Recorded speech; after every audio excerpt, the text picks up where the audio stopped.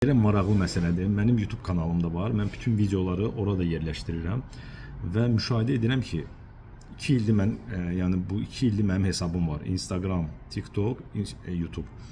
Deməli burada YouTube'da bir-iki də hər halda eyni adamdır. Niyə postoyanlı dislike qoyur? Yəni adamın işi gücü yoxdur. Otur. Baba görsən?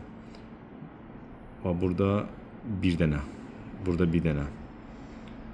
Burada bir dənə. Kimdirsə, amma burada 2 dənədir. Amma ortalama 2 nəfərdirlər.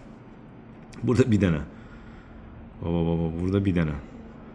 Həmişə bir dənədir. Yəni çoxsunun xoşuna gəlməsəydi 3-4 dənə olardı, 5 dənə olardı da. Amma mən burada nə deyirəm ki, mən oradan burada bax 2 nəfərdirlər.